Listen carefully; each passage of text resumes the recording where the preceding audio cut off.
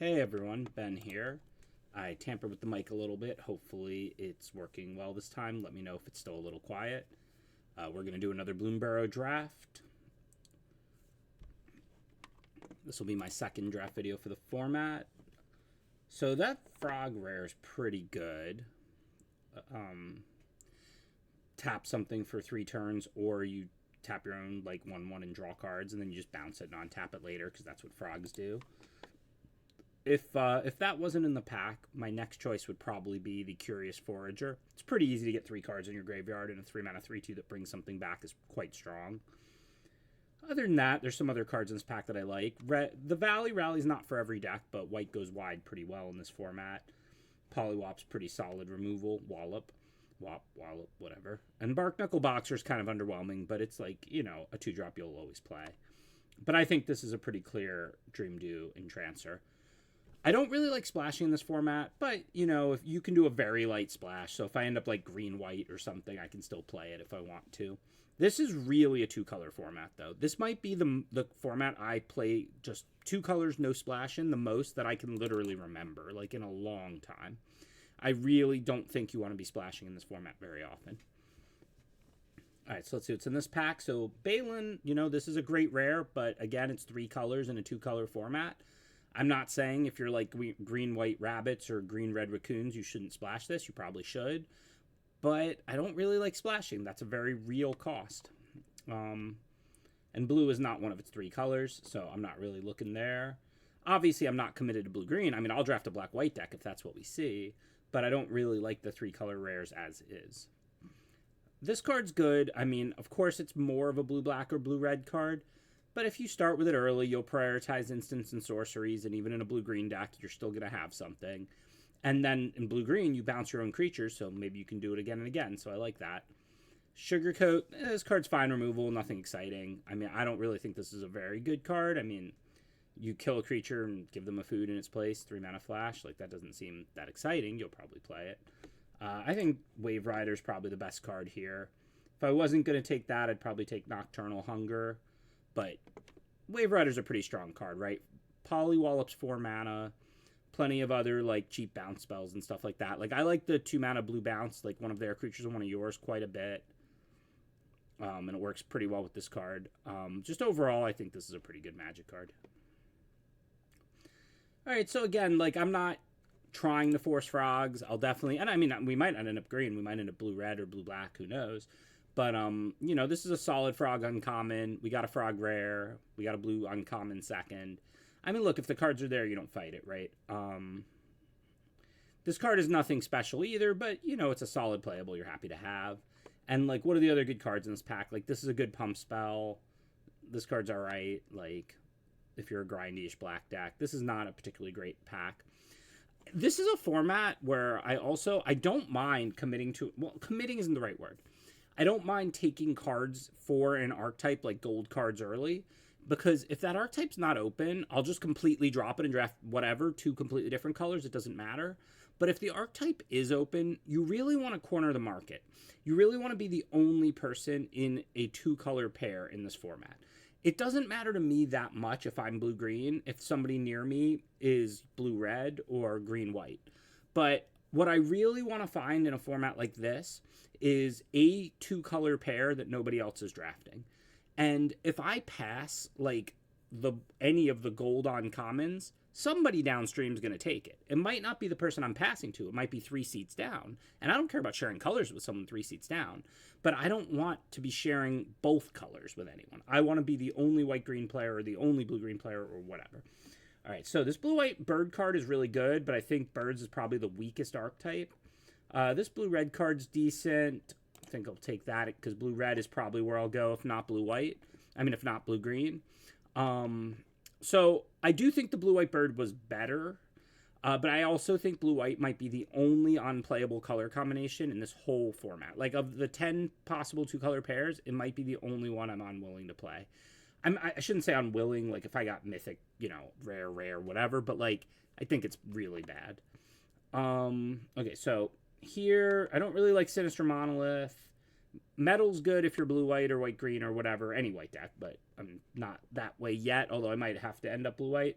But I mean, giving Wave Riders that's best in blue-red, and Long River Lurker is going to be fine regardless. That's why I took the Mentor. And I mean, Conduct Electricity is not good, but it's fine. Actually, this Hermit's been kind of impressing me.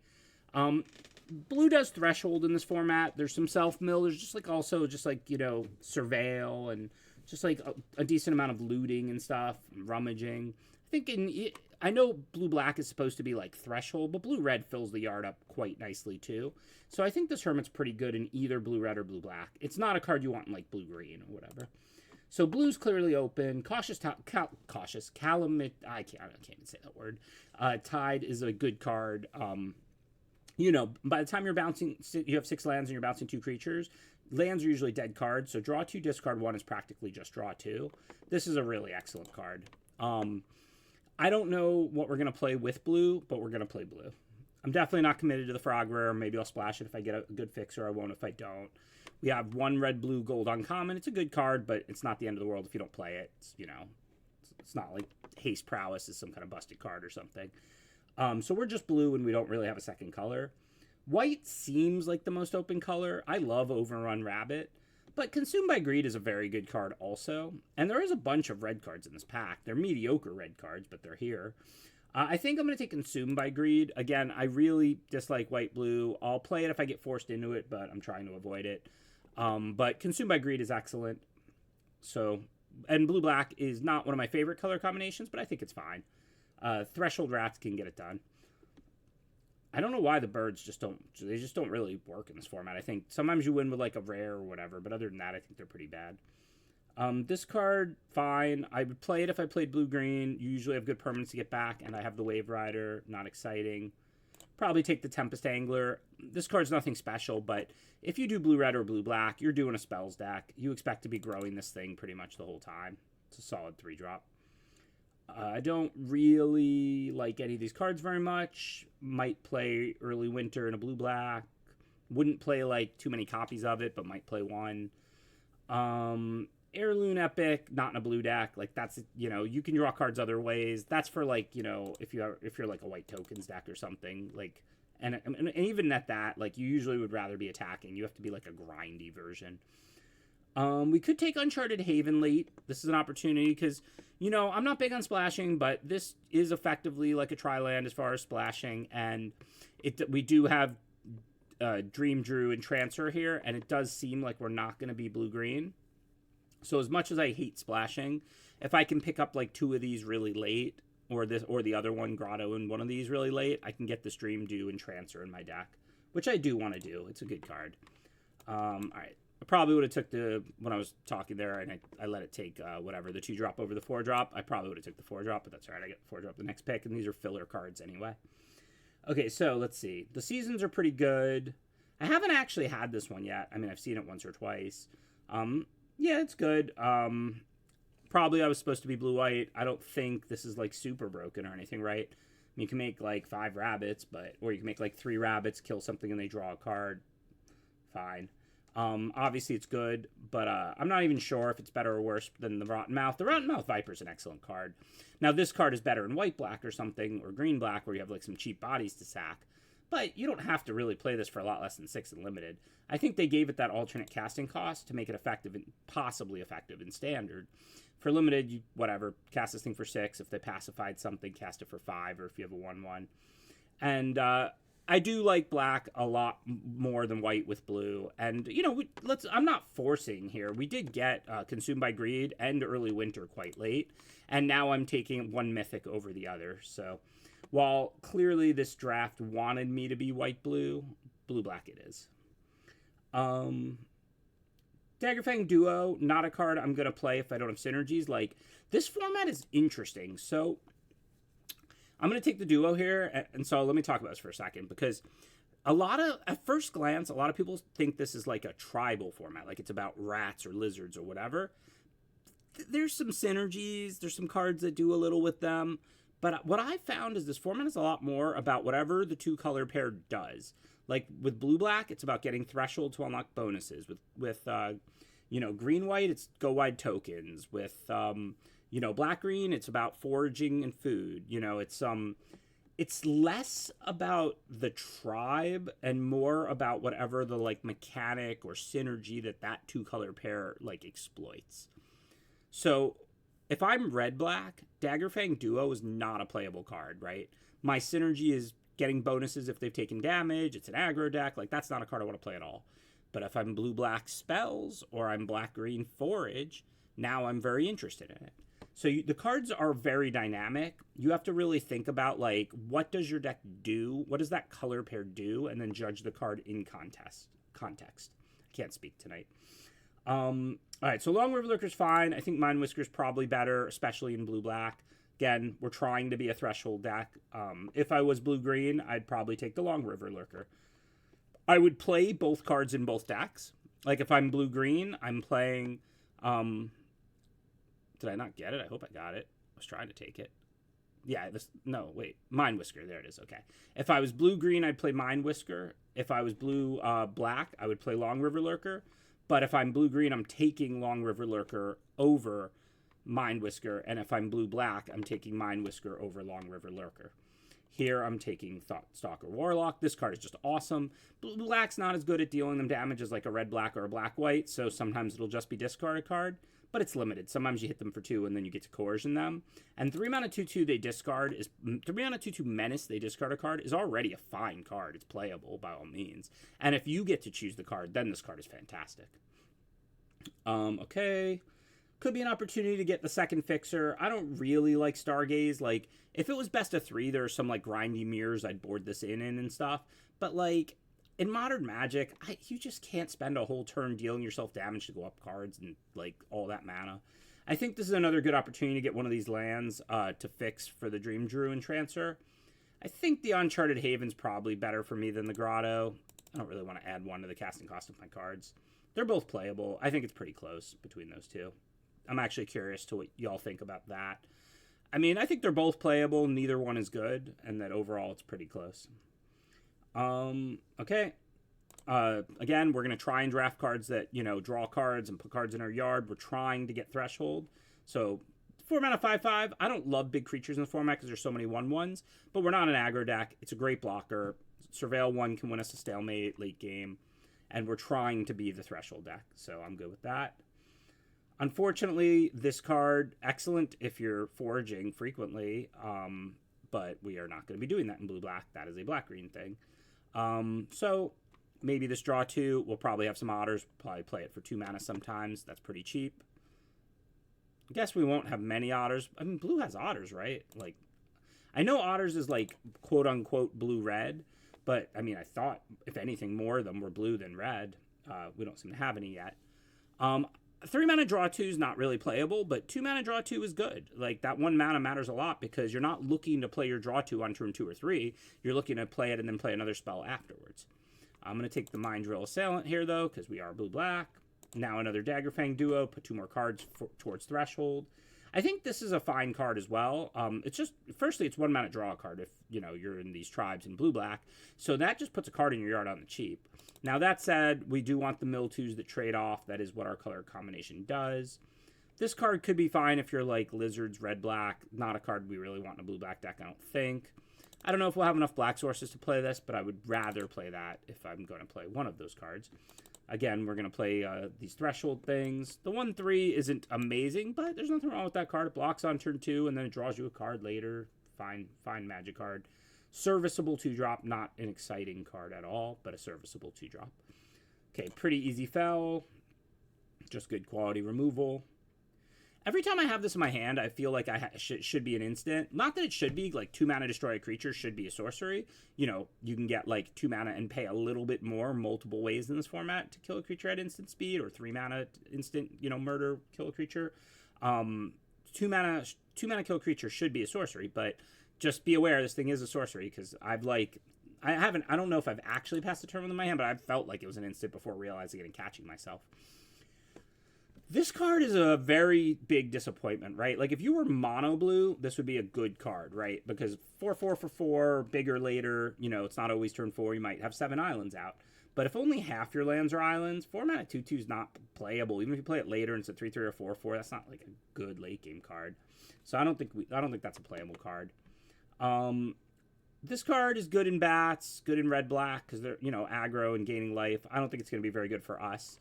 Patchwork Banner, I'm not super high on because, again, I don't think you're all in tribal. I think your decks revolve around your mechanics and you just play whatever, like, tribal creatures generally. That said, we're very heavy rats. Most of our creatures, I think, are rats. Like, I can't go through all of them right now, draft, but I feel like the vast majority of our creatures are going to be rats. And also, we could use the extra mana in a blue-black. So I think that card will be pretty effective. Speaking of, here's an easy pick. The Wrath is nice. We could have maybe done a blue-white control, but blue-white is more of a bird aggro than a control deck. It's really hard to draft that deck in this format. But Wix Patrol, Feed the Cycle, both excellent cards for us as well. I would say black-white could have been open, and I love bats. That's one of my favorite archetypes in this format. But blue is the color we saw the most of, so I don't know. It feels like a seat where green was definitely not open. And then after that, though, it's probably some color pairs being drafted more than colors. Which, again, I want to stress this. If I leave you with one thing here, now week 3 of the format, it would be this is a format about what the color pair does well and drafting the cards that work with that and not about individual colors or individual tribes. That's probably my highest level takeaway on the format. Okay, so here we can get the 1-mana bounce spell. I mean, you're never really gifting this, but 1-mana bounce is decent. We can get another Thought Shucker. It's pack 3. How are we on 2 drops? Yeah, we have some. We could use one more. I think the bounce is probably better. We got a little bit of discard. Probably can get one more 2-drop. We're definitely not going to play that card. So let's see. This is like a frog card, but do we want it in our deck? Surveil 1's pretty good if you're trying to make Threshold. When you attack, you can bounce. No, you can make something unblockable. That's not super relevant to me. And then you can blink things when they hit. That's okay. I don't think Persistent Marsh Stalker's great, but I think we're very heavy rats. So, like, and we're a Threshold deck, so I think I should probably take the rat uncommon. Well, I guess Blue-Black was open too, but this is exactly, of course it was, and this is exactly what I'm talking about, right? This is why you have to find the open color pair, because then you get things like the gold uncommons, 7th pick, right? Pretty weird to see Harvest Stride Host here. This is just an awesome card in any white deck with a decent amount of rabbits. I don't know why that's going so late. But clearly blue and black, and the archetype blue-black was open. We haven't seen like a green card this whole draft. We haven't seen very many red cards this whole draft. Let's see. We don't really gain or lose life. I mean, this card's okay, but I think I'm going to take the removal because we don't really gain or lose life. +1/+1 hexproof, and it's maybe okay, not great. Maybe if we want a cheap spell.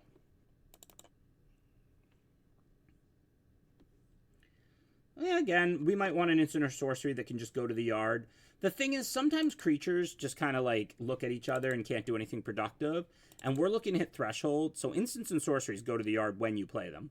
So even if you break dead even, like a lot of times I don't like cards like 3-4 mana, put a creature back on top, because what does it really do for you? It's just like you spent the same amount of mana they spent, and like you didn't get anywhere.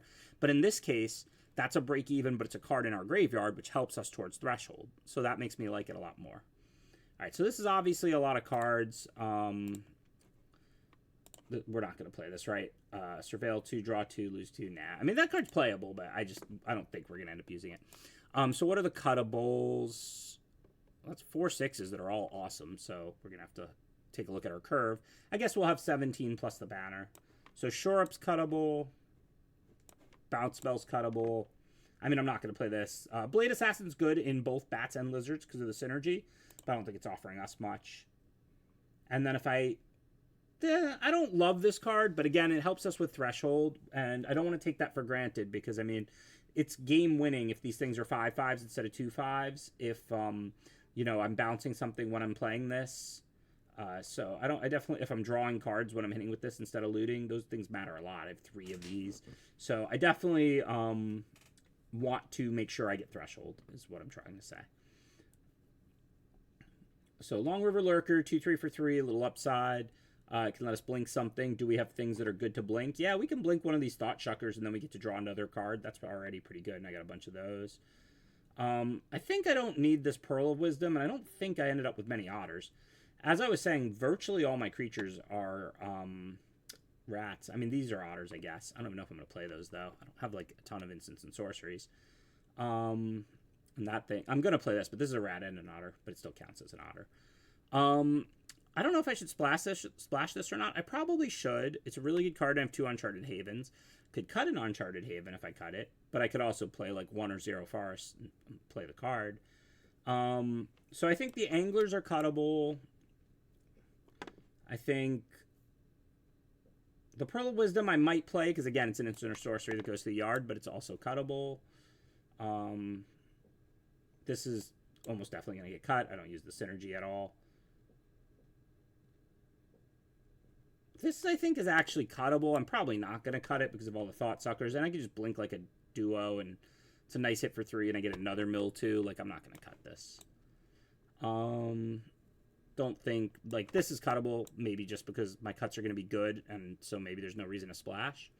I mean, the Dream, Drew, and Transfer is a really good card, but I'm going to have to cut decent cards, so, like, I don't know. Maybe I just shouldn't bother splashing. I mean, I don't want to cut, like, a card I'm happy with to splash. The only cards that are not great are my 2-drops, and, like, they're all synergistic, and, like, I want to make a 2-drop. Could cut, like, 1 Thought Sucker, probably. That's 2, 3, 4, 5 2-drops plus Fel. That seems fine. But other than that, I don't really have anything else I want to cut. So if I cut all of those, I still have to cut 2 more cards. So we'll probably do that. 8/8 in the 1 Haven. I don't really mind playing 1 tap land, because obviously you can't draw 2, and, like, as long as you don't draw it on, like, turn 3, you play it turn 1, it's kind of like your 9th black, your 9th blue. And I have early blue, early black, you know, solid 2-color deck. But I don't really want to play a second one in a 2-color deck. This has actually been debated in the pro community for a long time, like whether you play like an Evolving Wilds or 2 Evolving Wilds in your, you know, 2-colored non-splash decks. Obviously, if you have even a light splash, you're going to play every copy of Evolving Wilds or Uncharted Haven. But in the straight 2 decks, it's often debated, but I like 1. I'm on 8/8/1. So I still have to cut 2 more cards. So I already cut 1 excess 2-drop, so I can't really cut any 2-drops. So what are even cuttable cards here? I mean, that's why I'm not splashing, because my cards are good. Like, I'm very happy with the stack. I would cut the banner, but like I said, I have a lot of rats, right? I think you can just see that here. I have 13 rats, so that's going to be a great card if you have 13 rats. I have found this to not be a great card a lot of the time, because you only have like 6 or 7 of your largest tribe. Not saying it's not playable if you want ramp, but I don't think this card is always awesome. But with 13 rats, it's going to be pretty awesome. So I really am not incredible at Threshold. I'm okay at it. So I don't want to cut things like the Bellowing Crier that help me get Threshold, or like a Dire Downdraft, which, like I said, I can trade about even cards and mana and work towards Threshold. So what are my options here? What is cuttable? It's crazy. I could cut the Wave Rider. How many instants and sorcery with mana 4 or less? I have the Dire Downdraft. Consumed by Greed. That's a really good one. Nocturnal Hunger. These are good cards. Fel. Like, okay, I'm not cutting that. So I can't cut the 2s. So I have to cut from, like, the 3-drop section, basically. This card's good at helping me get Threshold. I could cut a Mind Drill Assailant. I mean, look, I'm trying to be a Threshold deck. I'm mediocre at getting Threshold. A 4-mana 5/5 with Surveil 1, like, you're not going to cut that card. 4-mana 2/5, obviously you would cut, so it depends on how good you are at getting Threshold. I don't really like big creatures that much in this format, though. I've found there's a lot of, like, 1/1s on the board and stuff. They're not that effective if they don't have Trample. Big creatures, a lot of the big creatures do have Trample for that reason. But just generic without Trample, not that effective because of all the 1/1 tokens, you know, from Offsprings and Rabbits and all of these things. But the difference here is, like, I'm more of a defensive deck. Like, I'm not, you know, if I have a 5/5 gumming up the board, I'm happy with that. And then I can turn on Threshold with the Surveils. I'm not looking to cut it, but I might cut one because I have to cut 2 cards. The only cuttables I can even consider are the Long River Lurker, which I think is going to be pretty good for me. An extra mill 2 or draw an extra card. Can't, like, my cards are good. Like, what am I supposed to cut? I could cut this Hermit, but again, I'm trying to be a Threshold deck. You know, 2/4 unblockable, blocks well early, but I mean, you know, it's cuttable. So I guess I have to look at the actual cuttables, right? We have to be realistic here. So that's cuttable, maybe. That's cuttable, maybe.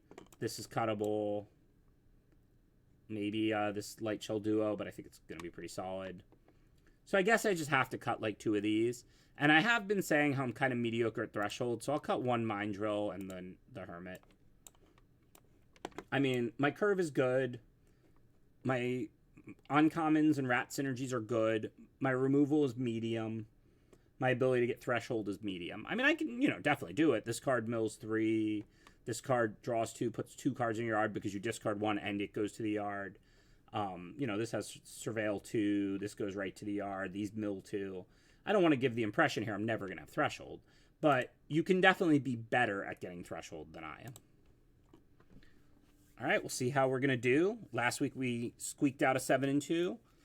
Think we're going to do it again? I mean, you're probably not a favorite to get 7 wins in best of 1 unless your deck is like totally bonkers. But I wouldn't be shocked if we get 7 wins with this deck. I think it's pretty good. But if I had to predict a record, like if they were just like, guess your record, and if you get it right, you'll win $1 million, I'd probably guess 5-3. When does this come back? If you have Threshold and you attack with a rat, and like we have 13 rats. I mean, I found this card to be pretty underwhelming. Again, same reason as the big creatures. There's just a lot of 1/1s. There's Offspring, so this is like Offspring's one of the main mechanics, so there's just 1/1 sitting in play a lot, and then there's tokens too. But of course, if you're a 13 rat Threshold deck, you should play this card. But in general, like if you're like black red or green black, I'm not even sure this is a playable. Even if you have like 2 other rats in your deck, you're not going to get Threshold if you're foraging cards out of your graveyard. If you're an aggro deck, you just don't want a creature that's that easy to block and not coming back. Like, I think this card might only be playable in black-blue rats. Like, I'm not sure I would put this card in a black-white, black-green, or black-red deck. But obviously, if you're like a self-milly, thresholdy deck with 13 rats, then it's going to be pretty solid. Doesn't even have Menace or anything. This card does. I'll probably just run this as a 3/3 Menace for 3 because I drew it in my opening hand. But this card is a card. Like, 3/3 Menace for 3 is a nice 3-drop. And if you bounce with this, forget about it. That's a ridiculous card. So, like, turn 3, it's a good 3-drop. Late game, it's awesome.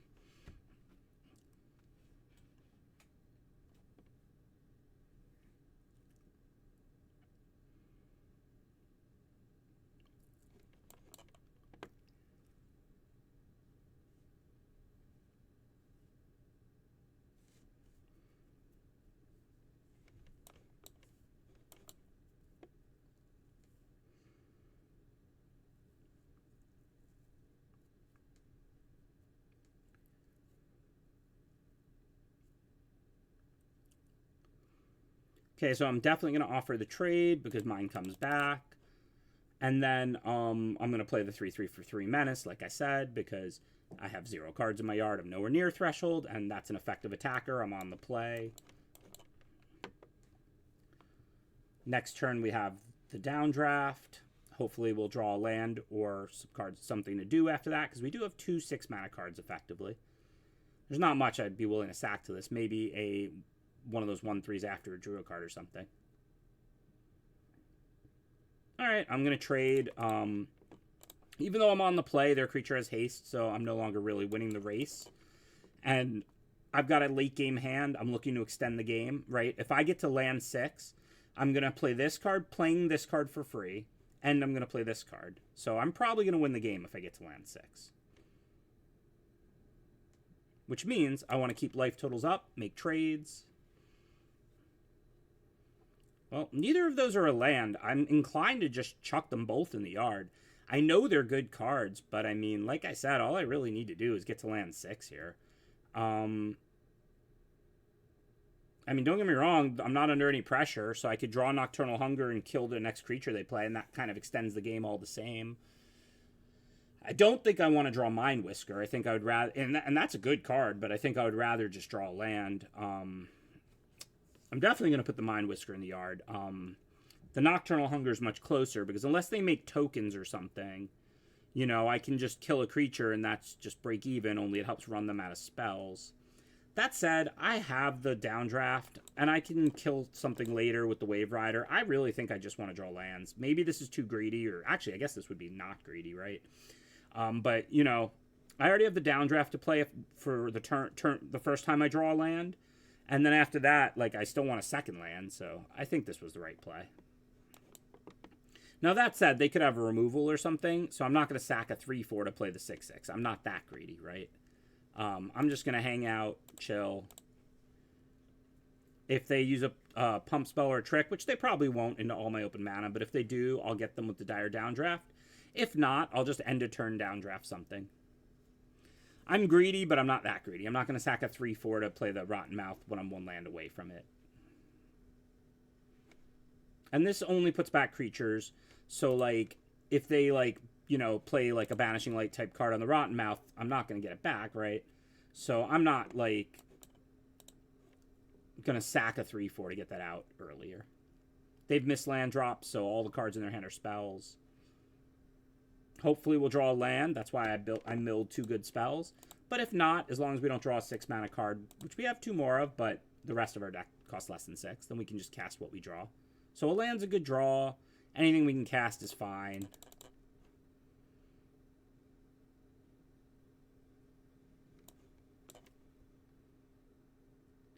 You may mill 2 cards? Yes, please. Whoa, those weren't lands either. We are at threshold now. Which means also, if I attack next turn, I can bring back this card. If I draw land 6, of course I'll probably cast one of these 2 cards rather than bring it back. But if I did get unlucky and drew like a 6-drop and I had nothing to do, I could do that.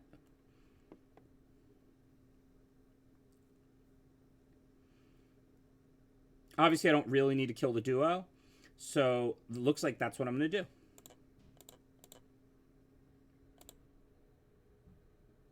And it is kind of nice that it puts into play tapped and attacking.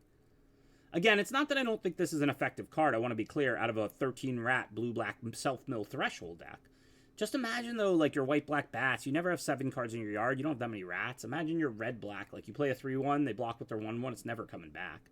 So, like, I want to be clear. Like, I took this card over decent cards. Like, this card is good in blue-black rats. It's just bad everywhere else, I think.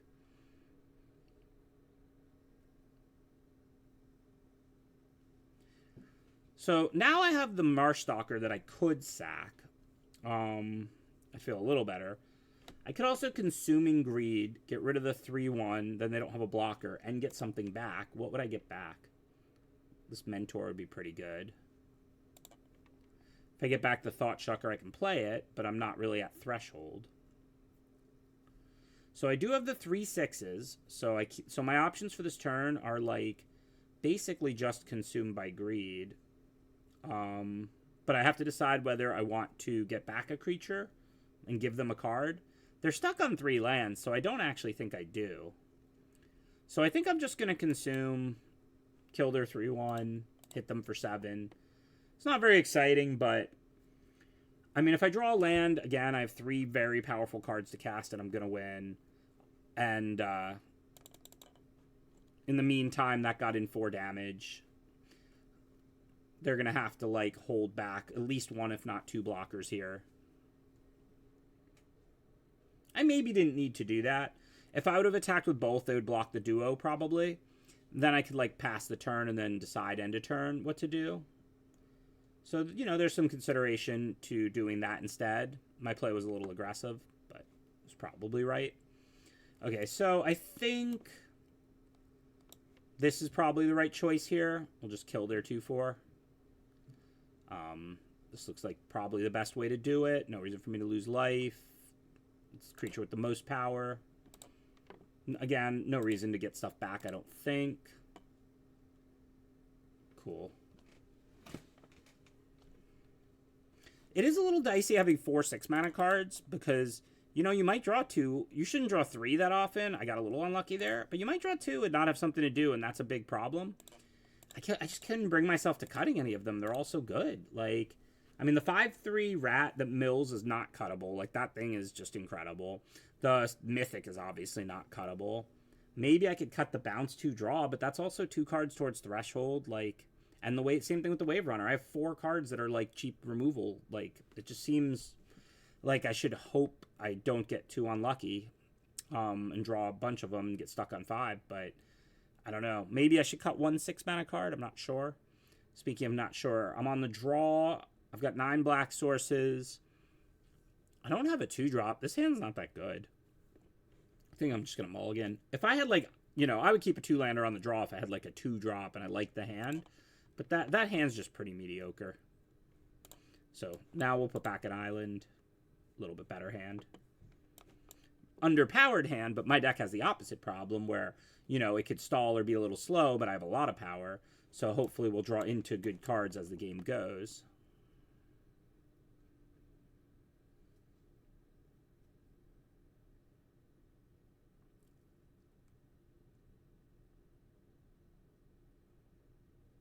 Sure thing.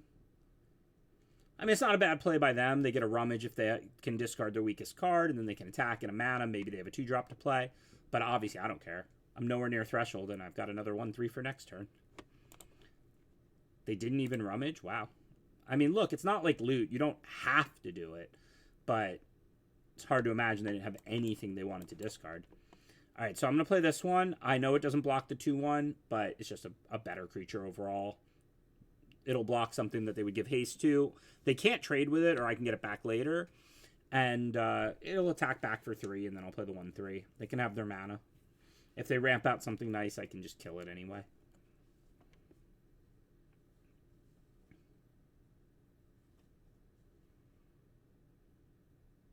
Also, this might seem small, but it's actually pretty relevant. I have 2 islands and a swamp, so if I draw an island, it's really valuable for me to play black cards over blue cards so that I can double spell, right? Like, next turn, if I draw an island, I can cast these 2, but I wouldn't be able to cast Marshstalker and Fel. So that's another reason to play the black 2-drop over the blue 2-drop that you want to be thinking about when you're playing limited.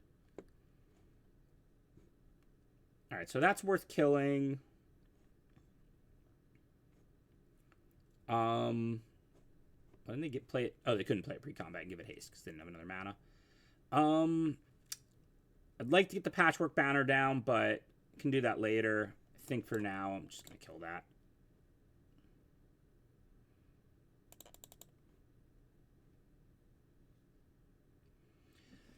If I draw land, I can go Banner into Thoughtshucker. I'm not that close to Threshold. It shows you the number right there, 2 out of 7, though. This isn't going especially well. I'm probably going to lose this game. I mean, I mulliganed and got stuck on lands. It is what it is.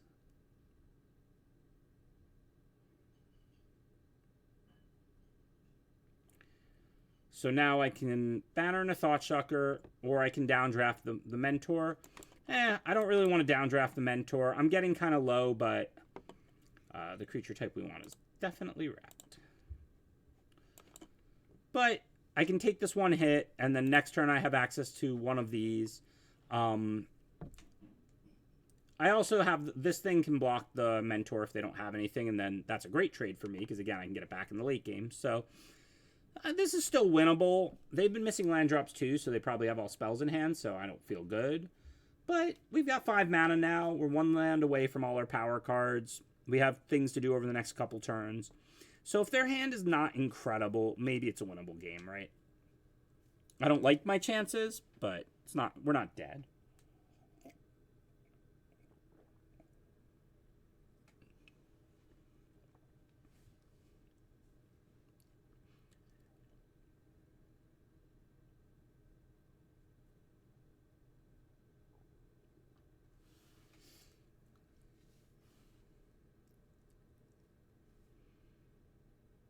Rabbit Overrun, my favorite common in the set.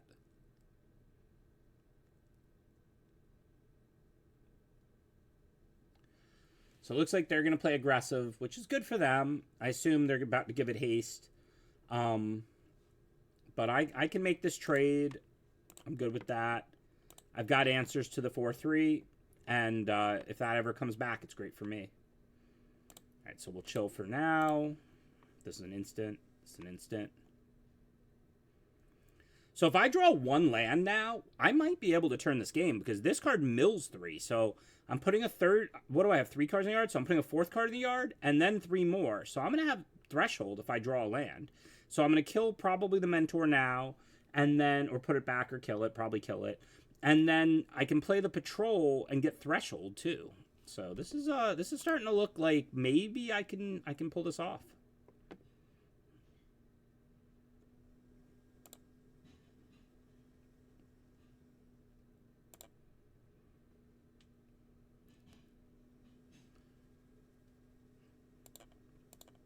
I mean, maybe they'll just have like 2 tricks or a finisher and kill me here. And I still need to draw a land. If I don't draw a land, then I'm probably not going to win. But if I do draw a land, I don't think this is looking too bad anymore. Just got the free kill on the 2/1 because, I don't know, they wanted to get an 8. Like, if I didn't have anything, their play would be right. But I have 3 cards in hand and 5 mana up, so they should probably assume I have 1 removal. I guess they could have, like, a deal 2 or 3 and then finish off the Shucker, and that would be fine. But, well, so we didn't draw the land, so that part's not great. But does a 2/3 help us? I'd rather play this after I have, like, this out or something. That would be incredible. So I think for now we want a dire downdraft. If they pump, I'll put this back, block 1, take 3. If I do it now, I deny them that ability, but then also they can spend their mana on their turn casting something. I think I can take a hit for 3. Seems better. I really need a land. I'll probably draw the Uncharted Haven and end up losing a close game because of the 1-tap land. If I drew like a Daggerfang Duo, that would be pretty good. It can block like any of their creatures. Okay, so I can't really do anything about that. I'm not, like, dead by any stretch. I have the dire downdraft, but I still need to draw land next turn.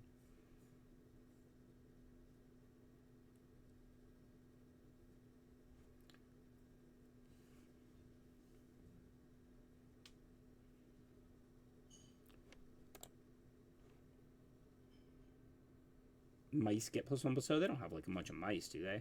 We have 2, but I want to put back the 4/3 anyway. That's the biggest creature. This is going to untap something. Valiant's already triggered. That doesn't matter. So I'm going to 3 now. So, I mean, they had a pretty good turn, obviously, removal into a creature. So if I draw the land and I kill this, I can, like, give that haste. I can, like, block it, but I can't, like, untap with it to pull tricks.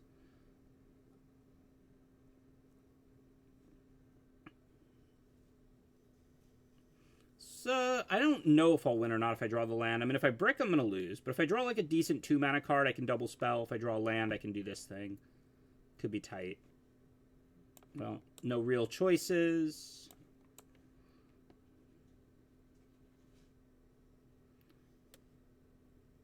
Whatever. Pretty rough stuck on 5. I thought we had a pretty good chance to turn this if we drew a land over the past couple turns.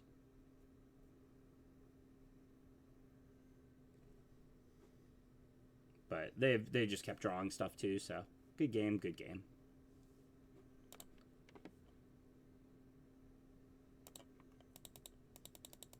I mean, I'm playing 17 and the banner, so I'm playing 18 lands effectively. I'm not skimping on lands. I know I do have 4 6s. That's more 6s than I like, believe me. But they're really good cards. Like, I don't even know what I would cut. Again, the bounce 2, draw 2, discard 1. Pretty good card for the Threshold deck. The 6 mana 4/4, pretty good card with 4 cards that, like, kill or put a creature back or something for 4 or less. Maybe I could cut that, but I'm going to have one, like, I have the self-mill cards too. You know, should be able to get to 6 lands most games. And I have some Surveil and stuff to help, right? Like, if I play stuff like this and this, that makes it so that you miss land drops less often. I mean, these cards cost 6, not 8, you know? 4 is more than I would like. Ideally, you have 2 6-mana cards, not more than that, because you're pretty much never going to draw 2 of 2. I know it happens, but it's pretty rare. But, like, once you start having 3 or more, you do draw 2 sometimes. But then, you know, I can loot them away, I can surveil them away, or I can surveil away spells to try and, you know, get to lands.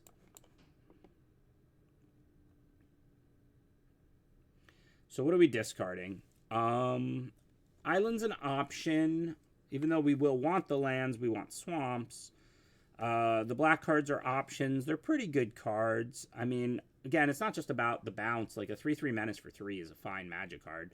But next turn, I'll probably play Mind Whisker. So, I mean, I could discard the island, see my draw step, and then they might kill the Mind Whisker, though. Am I being too greedy? I mean, both the Mentor and the Warlock are pretty decent Magic cards if I draw land. I could also discard the Wave Rider. But I already have the downdraft. Probably I'm supposed to discard the Warlock here. But, like, what if I'm able to hit them for 2 and just coercion them next turn? I don't know. This is hard.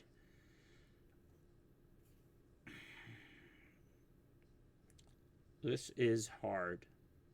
If you're watching, let me know what you would have discarded in this spot. There's a lot of contenders. I have to choose. I don't want it to be at random. I'll go with the Warlock. I'll be a coward. I think the Warlock was an option. The Wave Rider was an option. An Island was an option.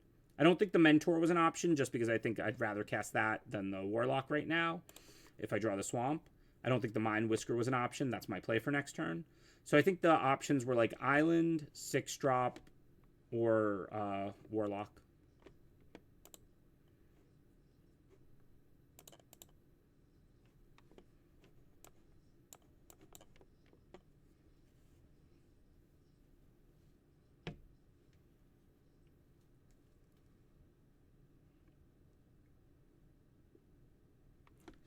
I mean, remember, we're getting a little unlucky with our land draws. We are 8/8 and a dual land. Like, we're effectively 17 lands plus a banner, which is also a dual land. So, I mean, we're like a 18 land, 10/10 source-wise deck. Like, you really, with some loot and surveillance stuff, like, you really don't expect to have mana problems with this deck very much. I mean, yes, 1 game out of 7 or something, you're going to draw like 2 or 3 6s and get stuck on 5 for a little bit, and then maybe you'll hit the land and win, maybe you won't. But this deck, of all decks, should not really have frequent mana problems with its, you know, land count of 8 islands, 8 swamps, and an Uncharted Haven, and then the banner. And then even a little bit of loot and surveil and so on, too.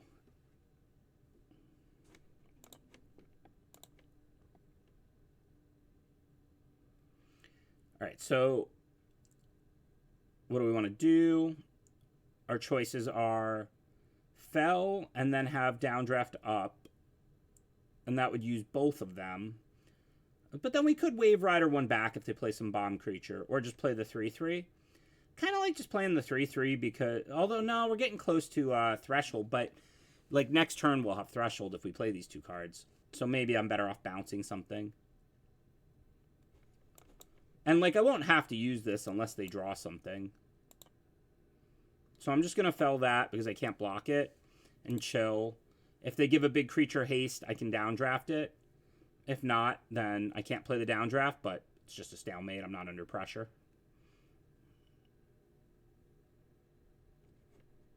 So I'm going to block. If they play a trick, I'll use the downdraft. If not, I'll happily take the trade. It's a good trade for me.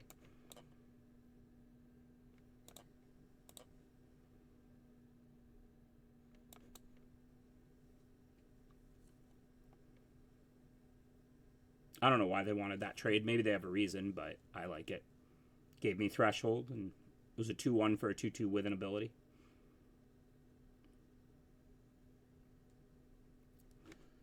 Okay, so I can bounce the token to get rid of it for good. It's decent. I kind of want to play a rat if I can. This is not a rat. Probably rather save this to, like, use Fell on a real creature. Like, these creatures are not very scary. I'm at 14. Like, if they draw a non-creature and ping me for 2, it's okay. So I think I'm going to play this card. It uses more mana. I'm ready to surveil any lands to the graveyard.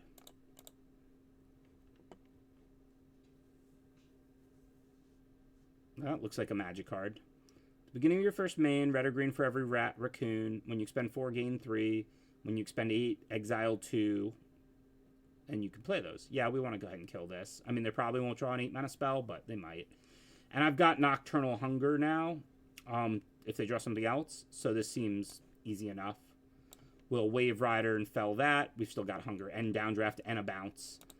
I'm not going to hold the bounce forever. Like, I'll play it soon probably and just kill this 1/1. Maybe, does it bounce your stuff too or just theirs? Return up to 1 target non-land permanent. Oh, wow. You can bounce your own stuff with this. So I can bounce the Wave Rider. So we'll probably end up doing that. Then we can Wave Rider back another removal or something. Pretty good. We were just having fun at that point. I don't blame them for conceding. I don't let people have fun in spots like that either. I'm a conceder. This is another long debate in the pro community. Some people really want that, like, 1/4%. Me, if I feel like I'm, you know, 1/4% to win, I've got other games to play. I value my time, and I'm not going to sit there and suffer and suffer and suffer for the 1 in 200 times I pull the game off. I'll just go to the next.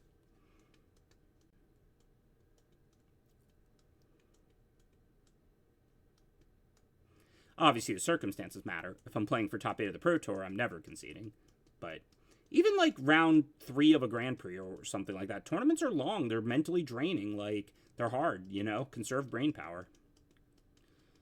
That was one of my things during Magic tournaments. I would always, like, go for walks outside, fresh air, coffee, like, just try and keep my brain, like, as sharp and fresh as I could to get through, like, a 16-round tournament and, you know, try and play well down the stretch.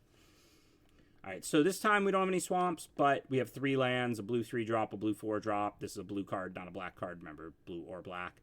So pretty clear keep. Hopefully, again, I don't know why our lands keep coming up like this. I mean, it's just random, obviously. I'm not a shuffle truther. But, you know, again, we have about as consistent a deck as you could ever have. 2 colors, no splash, a dual land, a banner that adds mana of either color. So hopefully we'll draw a swamp or a 2-drop. We also have like 5 or 6 2-drops. Like, you know, my draws have been more awkward than they should be. But we're 2-1, so can't really complain. Also, it looks like our opponent took a mulligan or 2, which means they have a worse hand than we do. And this is a fine hand on the play. We don't need to play a 2-drop on the play. And then turn 3, we've got our Whisker. Hopefully we'll draw 1 land between all those turns, and then we have 2 good 4-drops. So, should be all right. I'm up in here complaining about an imperfect hand, and they're on the mull to 5. So, Magic's funny like that.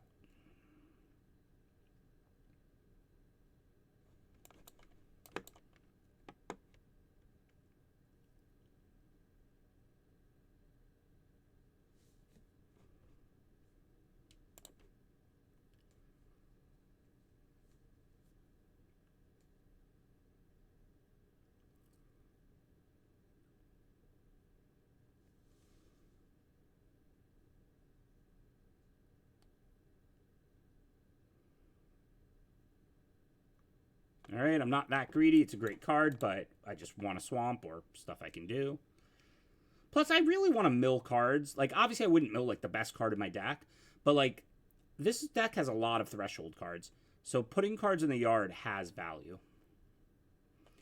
For now, I think I'm just looking to sit behind this. Surveil gets better when you know what you need. And, like, I do have 6 mana cards in my deck. I would Surveil lands to the yard, but I also might draw a 6 mana card. So I think, you know, I'll play this soon, of course, if I don't have something better to play.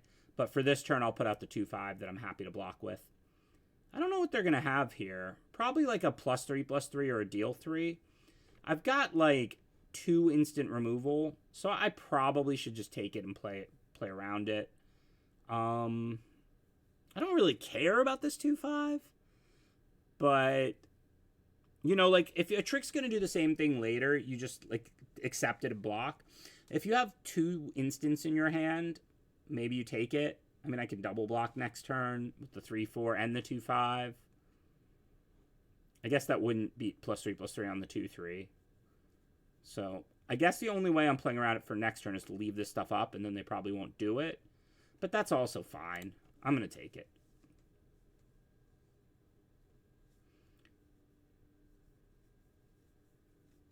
If I didn't have these cheap instants, I would block for sure with the 2/5.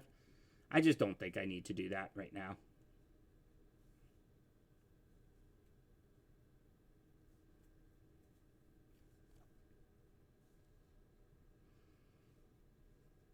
I don't even actually have to leave them up. I'll play the 3/4 because if they attack with both, I could block 2/5 on 2/1, 3/4 on 2/3, and then I'd win at least one of those fights. They just use the deal 3 anyway, so they probably don't even have something for next turn. But if they can only attack for 2, like I can just take 2.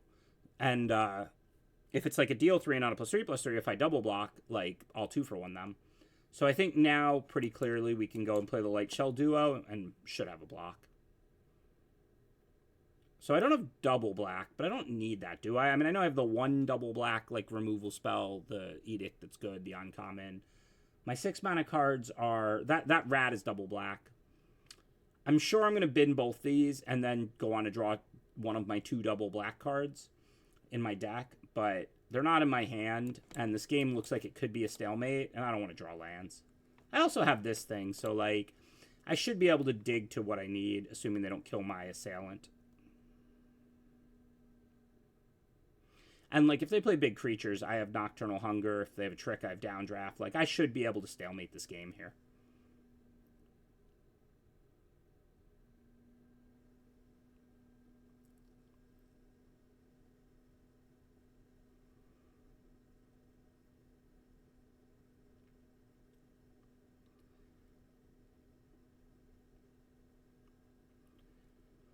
All right. No real... well, do we have an attack is the only real decision. They can't really block. Like, if they block the 3/4 on the 3/4, I would just play this on something else and then eat that for free. If they go for, like, a double block, similar stuff. So if I have an attack, I could theoretically attack with the 3/4.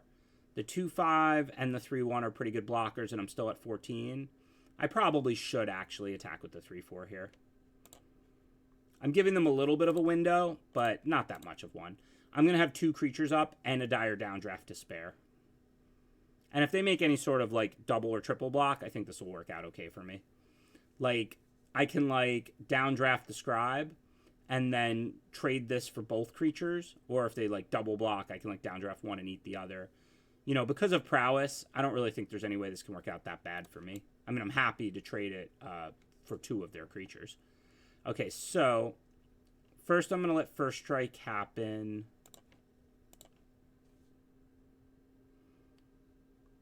Now I need to give it prowess, so I'm going to downdraft the 3/4. This is about the +1/+1. Should have played this land first, huh? Oh man, I just got really badly by the auto tapper too. So they had a Polywop. Yeah, I messed this up. I'm sorry. I should have played the land, and then I would have had access to... well, I wouldn't have... downdraft cost 4, not 3. I thought attacking or tap. Yeah, so I wouldn't have access to both. But I should be able to cast the Marstalker right now, and that does matter. So that was bad, but whatever. Do they have something sneaky? What do they... they just drew? Like, I don't know. I guess they can kill my 2/5 with something. I'm going to block now. Maybe they're just going to finish it off or something. Just really wanted to get in 4 damage. That was weird. I mean, we know the one card in their hand is the 2/3. The other card is just whatever they drew. I don't know. Or, I mean, they might not even have the 2/3. They might have bottomed it, but I don't know why they just did that. That was weird. Okay. Well. Little misplay on my part, little misplay on their part. Everybody's even. Don't ask me again about the order, like why it was right to attack, but I should have done it first. I'm all frazzled. So are they, apparently. Speaking of conceding early. I think after throwing away the 2/1, that might have been a shame concede on their part. I mean, my play wasn't bad. Like, yeah, if they have a trick, they can, like, use it, and it's not great for me. But, like, I don't mind at all putting their 3/4 back. It either kills it if they put it on the bottom or they draw a 2/3. The only thing that really happened there that I messed up was I thought it was going to cost 3 and not 4. So I think I tapped 3 blue manually, or I let the auto tapper do it. Now, don't get me wrong. I had a land to play. So all that had to happen was everything the same, except I should have tapped 4 blue mana manually. And then post-combat, I could have played the island, tapped the black and the blue, and cast the 3/1. So, I mean, that was the only real mistake. It didn't work out, like, especially great for me. But I didn't know that they had a Polywallop in their hand. And I wasn't risking that much. Like, because, I mean, you know, at the end of the day, do I call blue or black here? I have 2 double black cards in my deck, neither in my hand. I have a double blue card in my hand. I guess blue. I wasn't risking that much because, like, I don't care if Polywallop kills my 3/4, and I don't care if I put their 2/3 that had a counter on it back on top with dire downdraft. So really, like, the only real mistake I made was not, like, tapping 4 blue islands so I could cast my 2-drop post-combat. Even though combat didn't go especially well for me. If I knew they had the Polywallop, I wouldn't have attacked. Okay. So, oh, wow, yeah, so just nothing I can cast here. Not great, but... this hand can't have been a mulligan. 3 lands on the play, both colors. Just gotta hope we draw some cards we can actually cast. And I mean, with 1 land, I can then surveil away spells and hopefully get more. And I have the downdraft to slow them down. Granted, I'm not going to downdraft a pawn profit, of course. But this is kind of ugly. I also drew the Consumed by Greed after I chose blue, when I already had a double blue card in my hand.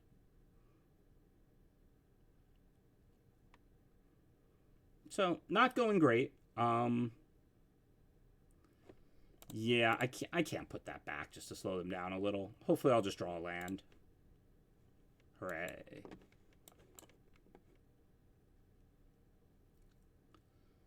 Okay, I'm not that greedy. I need to draw lands. I don't need to draw even very good uncommon 3-drops.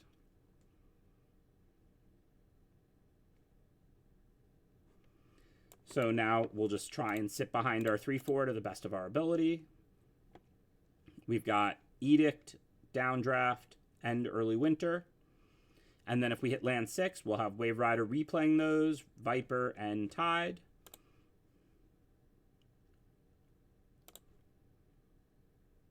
So now the only thing that's interesting, right? I could block it, play a spell, and this grows to a 4/5. But they'll probably have something. So I don't really know what I want to do. Like, you know, in theory, if I knew they had nothing, I could, like, Early Winter one of these 1/1s, and this would be a 4/5, and I would eat their 4/4. But that would be, like, the greediest play in history, because they might just play, like, a pump spell or something, right? I think I'm pretty happy to just kill this 4/4. If they play something good, I can kill it with Consumed by Greed, because this kills their biggest creature, not just, like, it's not a normal Edict. I think Edicts where people sack, like, any creature of their choice are terrible and limited. People usually have, like, some 1/1 they're happy to sack.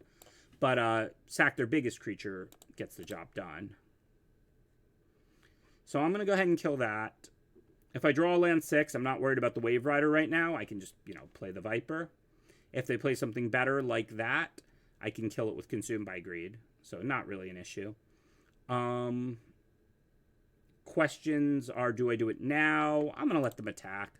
I'm greedy. And now I'll get an extra Surveil 2 when this enters play, which is excellent, because it means I'll find land 6, hopefully. So, for now, if I use Dire Downdraft, they get it again. I'm not really scared of them edicting my stuff, or exiling my stuff with this 5-drop. I can, like, kill it again later and get it back. So I think I'm going to do that. I think I would rather Dire Downdraft it than Consumed by Greed it, because I kind of want them to spend another turn casting it, killing my creatures that all have abilities. With my hand, I'm just shipping those right to the yard. I told you I'm not that greedy. Everyone thinks I'm so greedy but when I play Magic, but I'm just looking for land 6 over here. Well, that's a card I have to kill, so the question is how.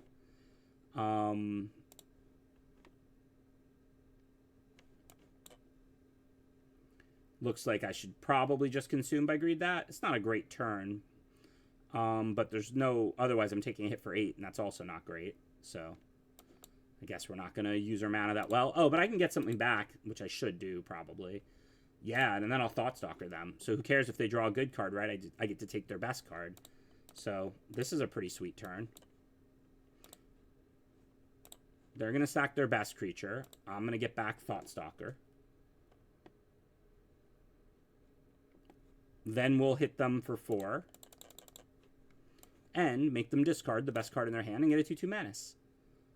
Wow. I mean, they must have had a lot of lands in hand, but these people are taking my early concessions to another level. I mean, don't get me wrong, I was 100% to win that game. But they don't know my hand. They don't know that I have, you know, Viper and Bounce 2, Draw 2, and all these incredible 6-mana cards in my hand. The Rat, I had it all, but I was definitely 100% to win that game, but I don't think the opponent knew that. Like, what? Like, I know their hand was probably like 3 lands and some pump spell or something. But what if my hand was most... Well, I guess they know it wasn't lands because I was missing land drops. So I guess they know my hand was all spells, right? So that's not a terrible concession. Assuming their hand was 3 or 4 lands, which I'm sure it was. If they... I missed 1 land drop, I think. So I think they know my hand was all spells. And I, like, chucked those 2 good 3-mana cards right to the yard with the Surveil 2, so... Yeah, they probably could know they basically couldn't win.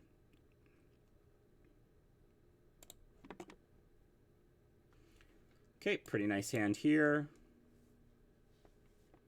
Get our 3/1 out, then our mill 2. And this thing trades. So this card really puts 3 cards in your yard.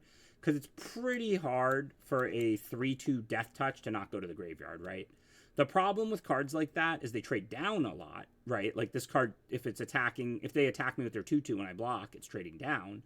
But if this card just forces trades and like kills anything, so it ends up going to the graveyard almost every time.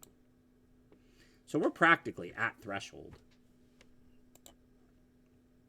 which will be nice. Then we can draw cards with our Thought Shuckers, and then we can get back our Persistent Marstalker here.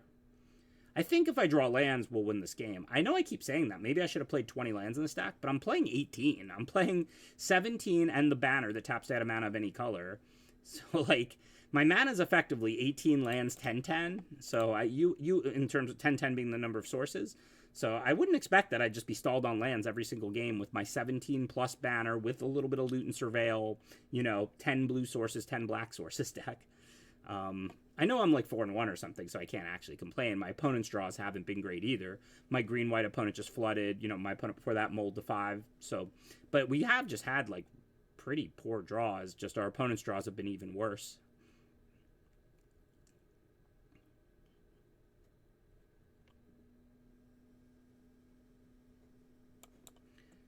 All right, I'm going to play the 2/1/3s over the 1/3/2. If they don't expend 4, I can block. If they do, I'll take 3. It's fine. I just want to use all my mana.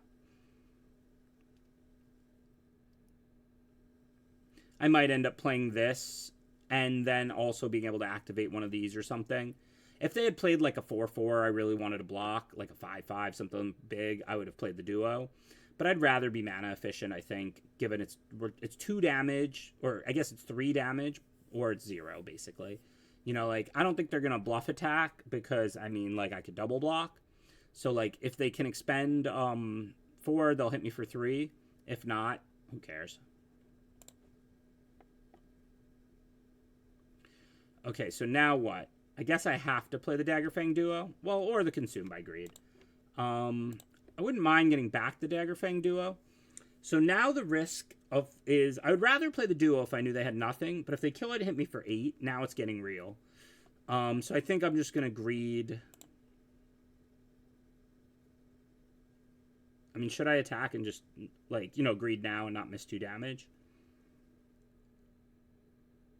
Yeah, I probably should, right? They're not going to do something better pre-combat. This thing's an instant, right? Not a great turn. Not going to give them a card to get back a duo because the reason for that is I have a bunch of cards in hand. I don't know what they have in hand, but if I lose this game, it's likely going to be before I can cast all my cards. So I don't want to give them a card to put another card in my hand. I already have a duo to play that puts me to threshold. I already have something else to do after that. So I would rather them have less to do and me have less to do than us both have more to do when I'm a little behind and stuck on lands. Remember, these are both going to draw cards. Like, I'm already at threshold effectively. Like, I can't pay 2 right now, but after I play the duo, I'm at threshold.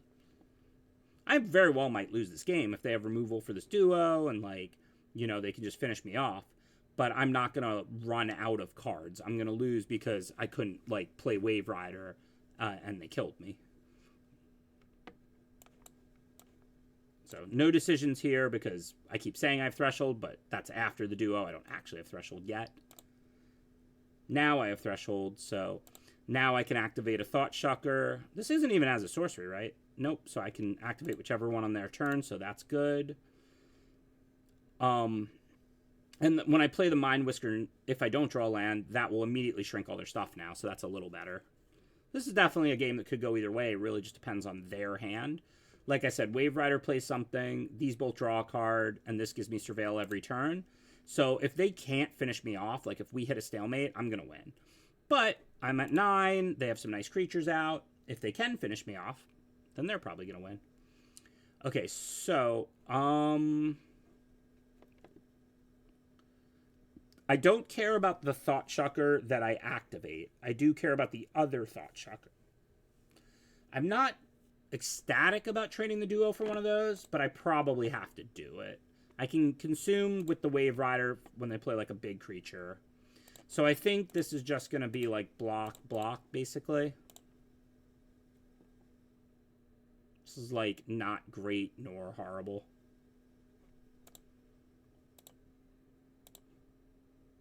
So 5 damage going to put me to 4, so I don't love that, but all right.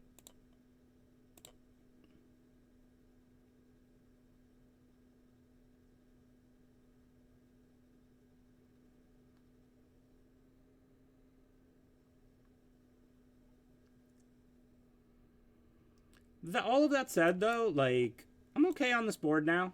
Shrinking their stuff. I've got 2/2/4s that can block 2 of their 3 creatures. I mean, I don't know if I'm going to win or lose, you know.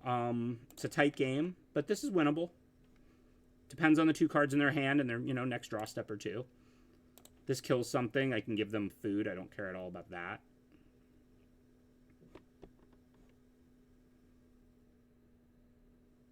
And I have Wave Rider into that thing that kills their best creature, gets me back something if I want it. I can attack with a rat and get that back. Definitely a game that I could win or could lose. Could see it going either way. So that's not great. I can't do anything about that.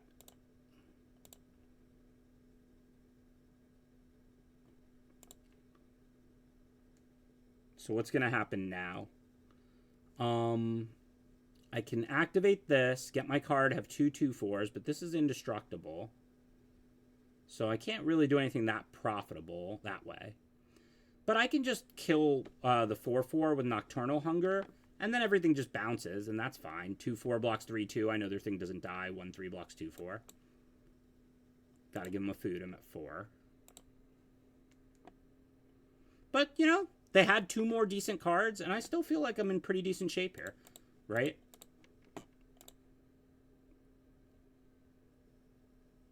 So I was going to Wave Rider back the Hunger, kill this Pinger, because I'm not going to let them start pinging me, but now I'll just use the rat here.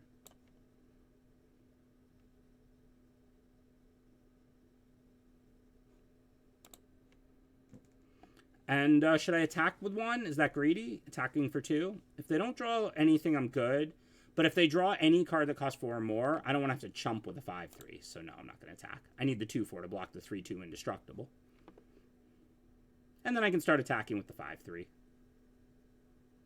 So we turn the game. We're in very good shape. Obviously, I'm at 4, so there are ways they can win.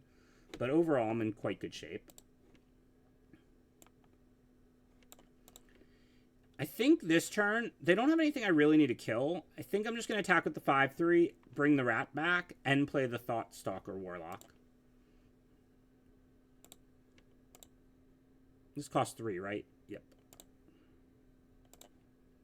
Because if they start trading with this, it's amazing for me. Like, because then I'll just grind them out. You know, I can just keep playing rats attacking. And I've got the 2/4 to block the 3/2. So I feel pretty good. Again, I'm at 4. I mean, obviously they could win, but I have a pretty quick clock on now with the ability to attack with a 5/3 rat, bringing back Marsh Stalker, or if they trade with the 5/3, I can attack with a different rat. So this is effectively a lot of pressure they're under. And I've got plenty of blockers. You know, even if they draw removal for this 2/4, like 1/3 on 2/4, 2/2, chumps 3/2, not that big of a deal.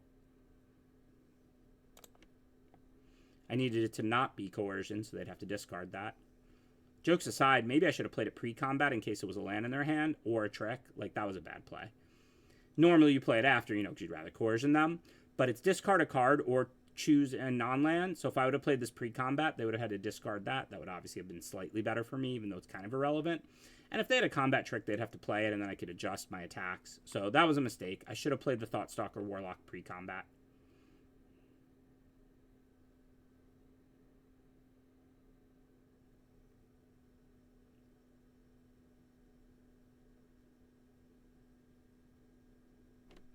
So what am I going to get back with the 6 mana card here? I can play like Nocturnal Hunger, Consume to kill their biggest thing, and or get back something if I want it.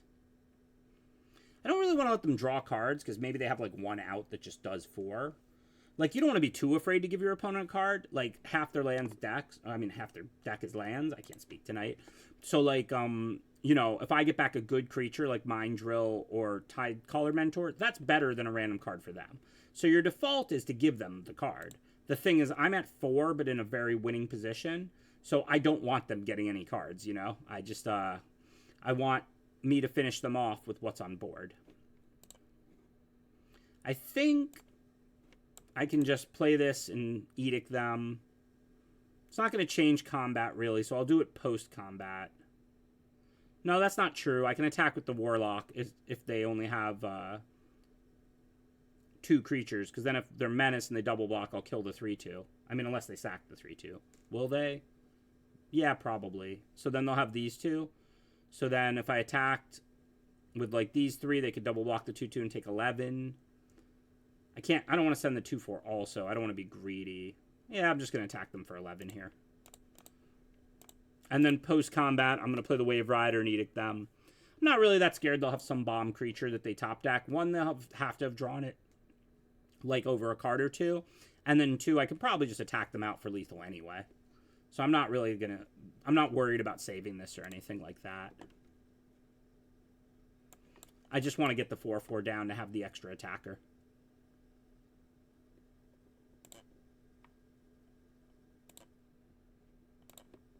And again, I would... The default should be to give them the card because I'm getting back something that better than what I'm giving them. You know, a random card. But not with me at 4 and them at 7 and me up like this. I just don't want them to draw some kind of X-Burn spell or some card that does 4 to the face or 4/4 Flying Haste Dragon or something of that nature. Because as long as they don't draw something like that, we just win. Slam that Rat Anthem. I guess we'll do this. Just see if we get a removal spell or anything. I'm pretty sure they're dead, but you never know what they could have.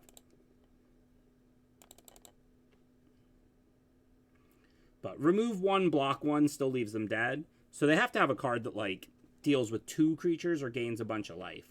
It's not like if they have a removal spell, they can stabilize here. Also, they have a 2/4, so even if they somehow, like, you know, killed 2 of my creatures or something, they still wouldn't have, like, an incredible attack back. But even killing 1, now if they block the biggest one, they still take lethal. That was a sweet game. That was probably the best game this run, I think. We were behind the whole game, but turned it out.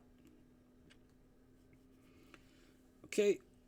What are we, like 5 wins? 5-1? 6-1? 5-1. Well, we've already gotten to my expectation of 5-3. I'm not saying I was going to go 5-3. I think the blue-black deck's good. I found it hard to make the cuts, and I had the fixing and cut the green-blue frog rare that's awesome rather than splash it because I was going to have to cut good cards. I was just saying 5-3 is what I would expect, like, the mode to be with this deck. So this hand's a little dicey, but, you know, this is a land. So if we draw 1 land, we have 4 lands. And I don't think I want to mulligan Island, Swamp, 2-drop, Banner. I know we're on the play, so we probably just won't draw a land and then we'll lose, but I don't know why we've been having such awkward draws mana-wise. Again, 17 lands plus Patchwork Banner.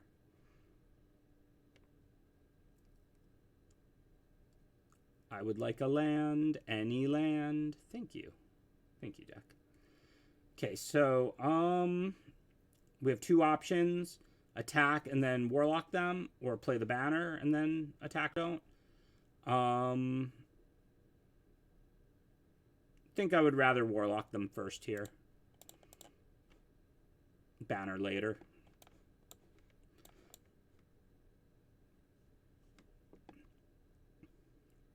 What you got in that bag?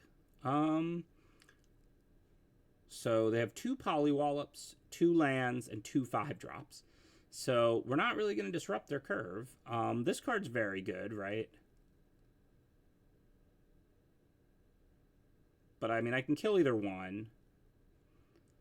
I don't really care about them polywopping my stuff. My deck's grindy. I think I want to take a creature. This is not a frog. So they're not polywalloping next turn. I'm just going to take the good card. Not worry too much about it. Not that I don't care about the decision. It's just like agonizing over whether that or the 3/4 is going to be better when they're both like basically the same. This leaves a +1/+1. This leaves a land. But if somehow they end up able to protect this green shell, could be kind of scary, you know? Like if they're able to like somehow give it hexproof and I can't kill it. I don't think that's going to happen. Like I have 2 removal spells. I think I'll be able to kill either one. They're just trading here. I mean, I guess they don't really have ways to put counters on this at the moment, but I like the trade. I'm just a 2/2 menace.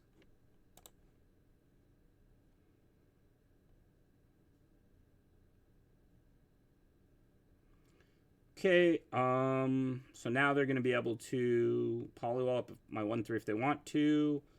Seems like, just play this. Also, this is one of the only non-rats in my deck, so remember, it wasn't going to get pumped or anything like that. I probably should have attacked, because they're probably going to polywall up my creature.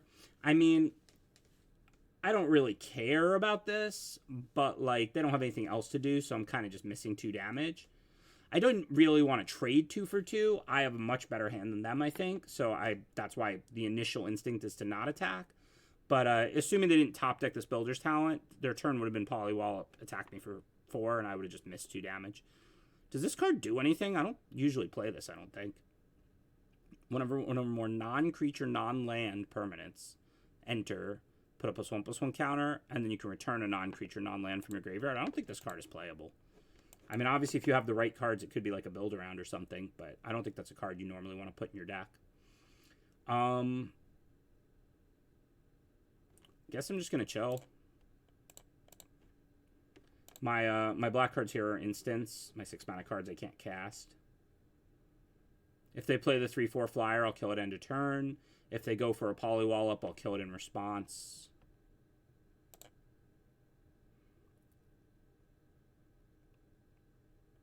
It's going to trigger that. I don't know that that super matters. They still don't really have an attack into the 2/4. So I kind of want to consume by greed. Oh, I can't because the 3/3. They'll just sack that, not the 3/4 flyer. So I have to use this card. Probably better to use that much more mana anyway. So I could like consume by greed here with the kicker, and then also get back my 3-mana 2/2, makes them discard 1. The only downside is they have a block, so I'm not going to coercion them.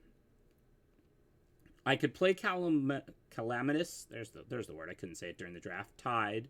Get rid of these 2. Kill the tokens. Could also potentially use this to bounce the Wave Rider, but they'll probably polywall up the Wave Rider, so that probably isn't going to happen.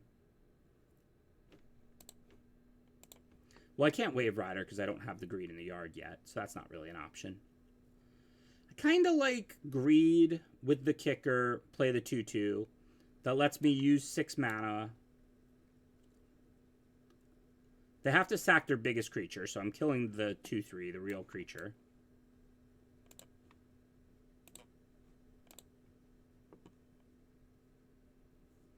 I know they get to choose what to discard, so this isn't exciting. But given we know these other 2 cards are polywall ups, if they draw a land and discard it, I just got a free 2/2, right, compared to not doing it. And if they discard a polywall up, then maybe I slightly upgraded a card for them. It's not like they already had a land to discard.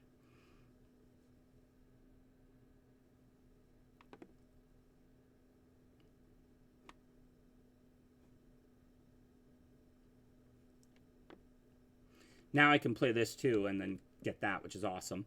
So for now, we'll kill both their tokens, I think.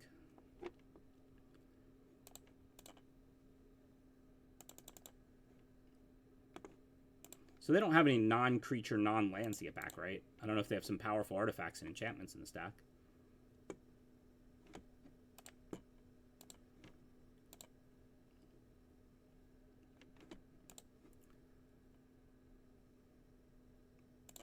I don't even know, like, now I'm, like, winning by too much. I don't know what to do. I guess just play the 4/4 and kill their creature. Looks good. I want to put creatures on the board.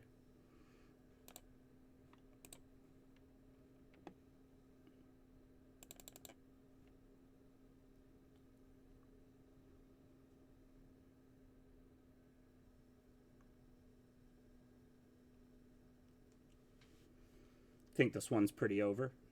Unless they have the Wrath, maybe. Maybe I was going to play the Thought Chucker, but maybe I'll play around Wrath next turn. What does this do? They have to either... I'm going to save this Rottenmouth Viper in case they do have Wrath. I doubt they do, but you never know. I don't really care at all about, like, removal. I'm holding 2 different removal spells. So, just kill that. hit them for 1,000,000, play this Thought Shucker, because, you know, what are the odds they top deck Wrath? We don't even know that's in their deck. But then, actually, I shouldn't even play that, because if they draw a creature and then Polywallop, I can Hunger in response. And if they draw Wrath, I'll still be happy to have a Thought Shucker. I'll be at Threshold. So, like, if they draw removal, they're still dead. They're at 3. They can only kill the 4/4. If they draw a creature, they can play the creature and then go for Polywallop. And then I can kill the Sentinel in response to the Polywallop with the Nocturnal Hunger and win the game. And then I also have the Viper for post. So that's why I didn't play the Thought Shucker, was because I'm leaving the Nocturnal Hunger up. This time I'm the one in the aggressive. No need to give them food. All right, 6-1. Looking good for trophying.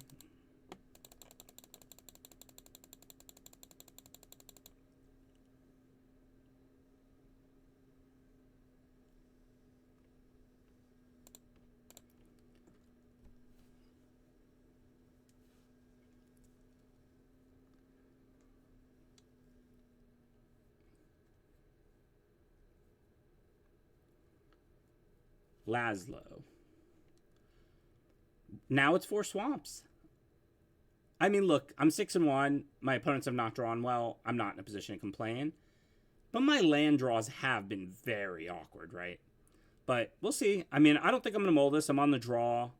1 island. These are single blue cards. I've got, like, probably the best card in my deck. My deck uses lands pretty well. So hopefully we'll just draw an island and then draw spells. It's not. There's 10 blue sources in the deck. I don't think it was an unreasonable hope.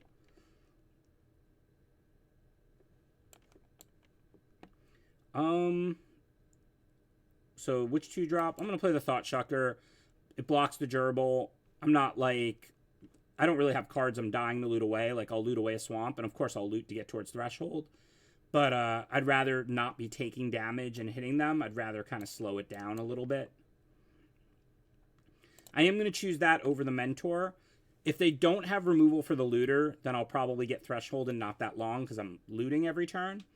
And if I get Threshold, maybe the Mentor ends up bouncing a pacified creature, or it can bounce my own creatures. A lot of them have abilities. It could just, I think there's, like, potential value there.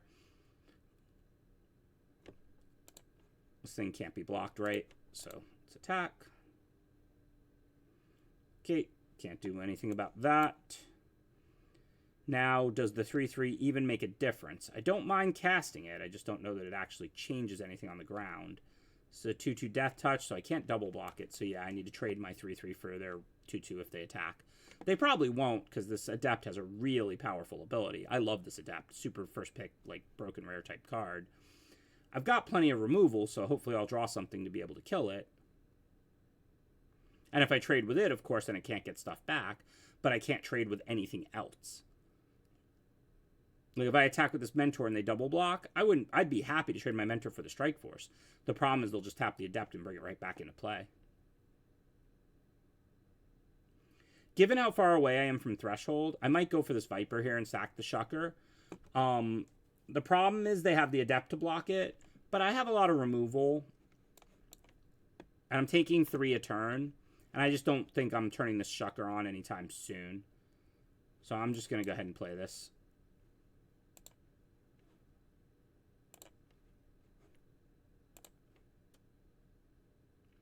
And, like, if they don't have removal, it does its trigger once now, but then it does it 2 more times when it attacks. And then, you know, if they trade their Adept for it, it's not amazing for me, but I got 3 triggers and I got rid of the Adept. Like, next turn, I'll attack with the Mentor and the Viper, assuming they don't kill the Viper. Because then I'm not worried about them double blocking the Mentor and getting it back with the Adept, because the Adept's going to be gone, because the Adept has to trade with the Viper.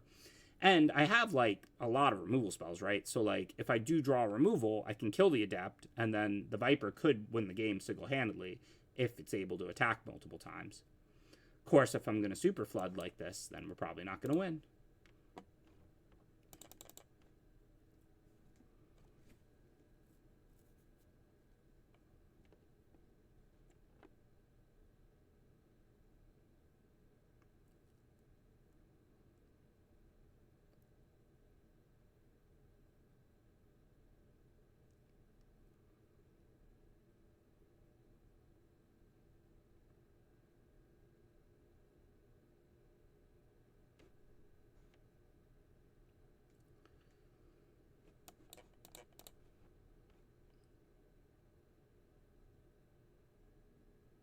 makes sense. But we got rid of their broken rare too. Theirs cost 2, mine cost 6, but they also had to lose 12 or discard 3 cards or sack permanents. We ended up getting, like, I think they discarded that. Obviously, I'm in really rough shape, but it's because I have all lands.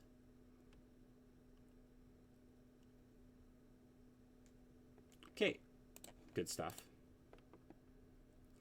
So, we get all the excitement. We get the trophy game, 6-2, everything on the line.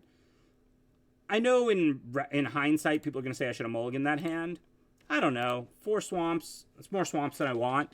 But if I drew 1 or 2 islands and then didn't draw, like, all lands, that would have been a fine hand. I want to get to 6. My deck has 4 good 6-mana cards. It's got some loot, some surveil. So I use my mana pretty well. Yes, if you have 4 swamps, then if you draw islands and more lands, like you're going to flood a little more than an average hand, but not that much more. I mean, it's a 4-lander. So if you just imagine keeping any 4-lander and then drawing like 2/3 spells, 1/3 lands like you normally would, I would have had like 2 or 3 more spells. And I mean, there's nothing wrong with a 4-lander. So again, 3 swamps. I don't know what's up with the shuffler tonight. I don't know why I can't just draw like 2 islands in a swamp or 2 swamps in an island. My mana base is 8/8, a dual, so 9/9, and a banner, so 10/10. That said, this hand I obviously can't mulligan. The last hand was closer. This hand's not great, but I have 2 black 3-drops, 3 lands on the play, so like this is not a good hand. It's the kind of hand you lose with when you don't get there, but this is not a mulligan.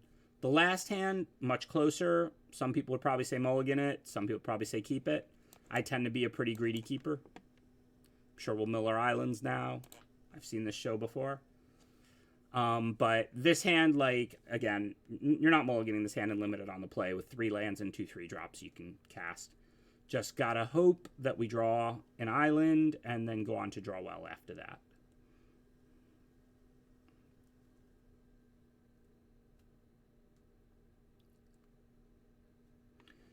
While we did mill Fell, we did also mill a 4th swamp, so that was decent.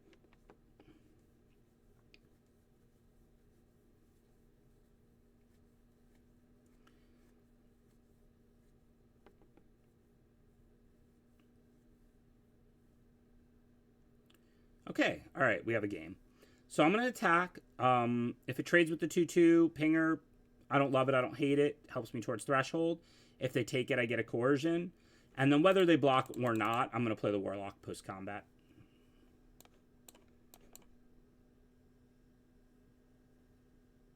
What's the best card? Oh, that's a best card. That's a pretty easy choice. The 5/5 Haste Trample here that they could play this turn. The banner looks decent with these 2 creatures out, but red-green does not have many otters or wizards. So if they want to pump these 2, then they're only pumping those 2 probably. Maybe they have like 1 other otter or whatever. And this is a game I'm looking to prolong, win with all my power 6-mana cards as usual. So I'll definitely trade this Warlock for whatever I can. So I'll trade it for this 2/2 token.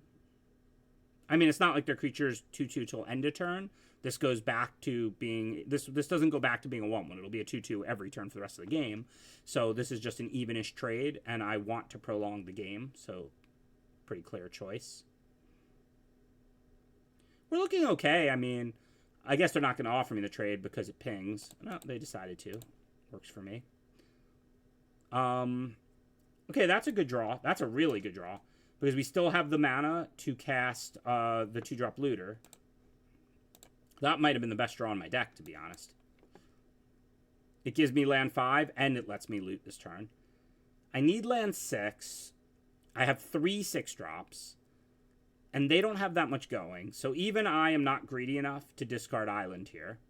So we will discard the weakest of the 3 6s. They're all very good. The Tide could even bounce our own creatures, right? So, like, including bouncing the Wave Rider. The Wave Rider has Fell to hit, so I don't know. But I can't discard Island. Like, nobody's that greedy. I wish I was, but I have to assume they're holding Mountain and whatever they drew this turn, evenish board, that 2 of these 3 will be enough to win. The question is which. This is draw 2. So, like, that's a lot.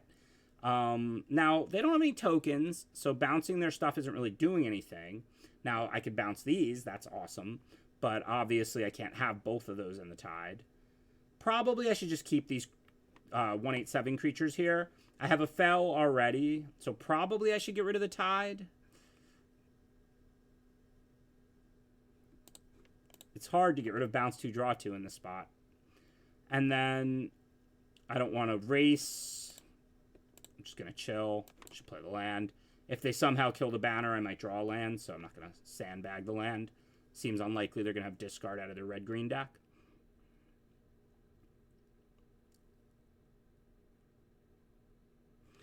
And then, like, since Wave Rider Fel can kill any size creature, we'll certainly play the Patrol first unless they do something that gives me a reason to change that. It's the creature that hits harder, and I'm going to kill the Mage.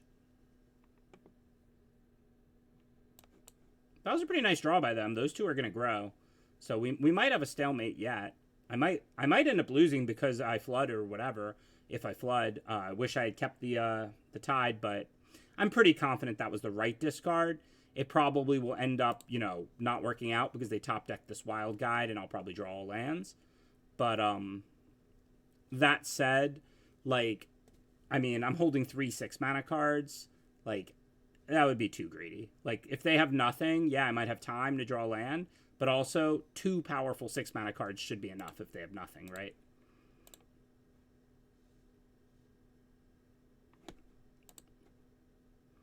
So, also, now I can Wave Rider the Consume, which is pretty good. I can get back something. I don't really have anything great to get back at the moment, but if they trade with the Patrol, that'll be awesome. So this is a 3/3 and a 2/2. So they don't have good blocks, especially on any of my stuff at the moment. Post-combat, I'm going to play the Wave Rider, but I'm attacking first because I'm hoping they'll trade with something. If they trade with the Patrol and I can get it back, that will be awesome. So I'm kind of hoping that will happen here.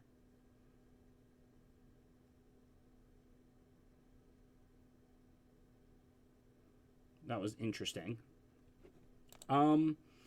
Is it worth giving them a card to get back like 2/4 draw a card? Probably. So I think that's probably the play.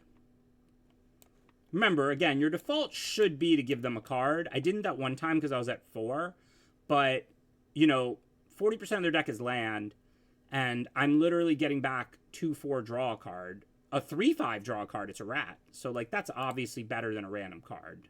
So I'm gonna kill their biggest creature and get that back. I guess I'm not technically at threshold yet, you know, at the moment, but I'm going to be at threshold because they're going to have to trade with this 4/3 Death Touch and this 6/4.